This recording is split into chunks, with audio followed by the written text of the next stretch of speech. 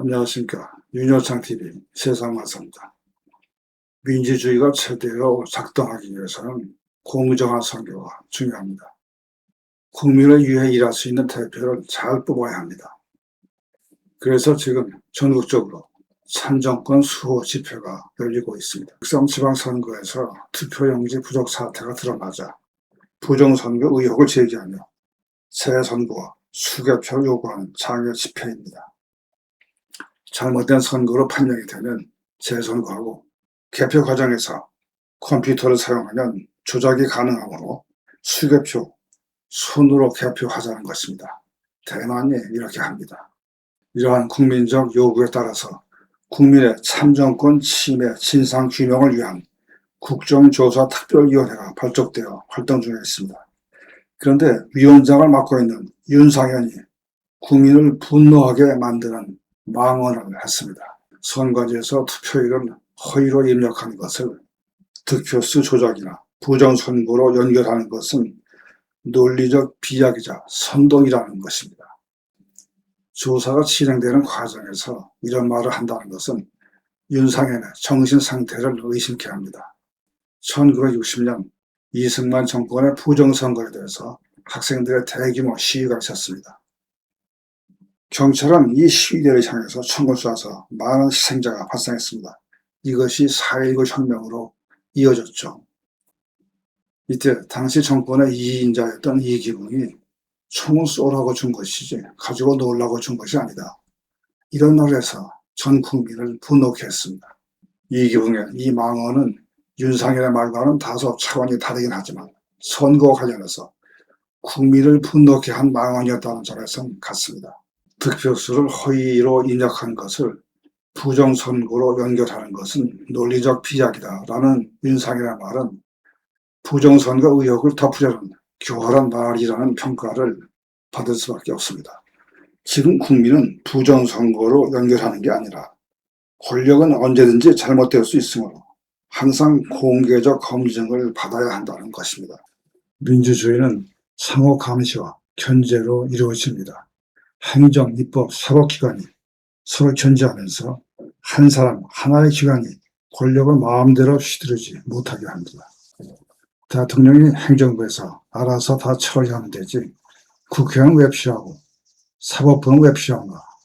이 질문에 대한 답은 인간이 운영하는 기관은 언제든지 잘못될 수 있고 가진 권력을 남용할 수 있다는 것입니다. 그래서 검증 가능한 제도가 필요합니다. 우리 모두 성인 군자가 아닙니다.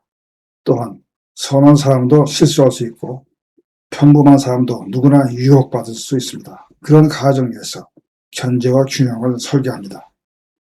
민주주의에서 큰돈 들여서 국회를 두고 국회의원을 뽑는 것, 권력자를 감시하는 것은 인간의 속성을 잘 알기 때문에 감시하는 것입니다. 선관위도 권력기관입니다. 권력기관은 원래 불신의 대상입니다. 그래서 감사받아야 합니다. 선관위를 범인 취급해서가 아니라 인간의 권력에 대한 욕망이 강하기 때문입니다. 선관위가 헌법기관이라 해서 감사를 전혀 받지 않는 기관은 아닙니다.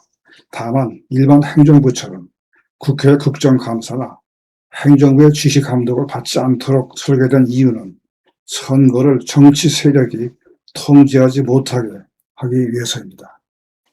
그래서 문제는 선관위에 대한 감사를 할 것인가 말 것인가가 아니라 누가 어떻게 감사할 것인가입니다.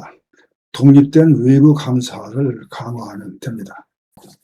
운영 감사를 실시하되 행정부가 아니라 감사원, 국회가 추천한 민간 전문가, 학계, 정보 보안 전문가 등이 참여하는 방식입니다. 전산 시스템 보안 감사를 철저히 해야 합니다. 윤석열의 말입니다. 선관위를 비롯한 정부기관에 대해서 북한의 해킹이 있었다는 보고를 받았다. 북한에서 선관위 전산 시스템에 접속해서 데이터를 조작할 가능성이 있다는 뜻입니다. 그래서 선거가 끝난 뒤에 검증하는 절차를 법적으로 의무화해야 합니다. 국감이나 감사원 감사가 아닌 중립적 기구에서 검증하는 체계가 필요합니다. 그렇게 하면 조작이 없다고 주장할 필요도 없고 조작이 있다고 의심할 필요도 없습니다. 검증한 결과를 보면 됩니다. 전자개표를 하더라도 투표지 실물을 보존합니다. 세계 많은 나라에서 채택하는 방식입니다.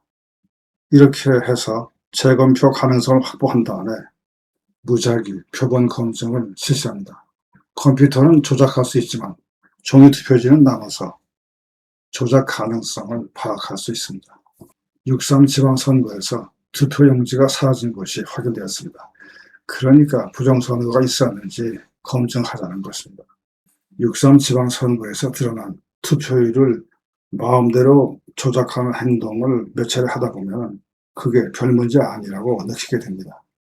개인의 허용 가능한 것에 대한 한계가, 옳고 그름의 경계가 모호해집니다.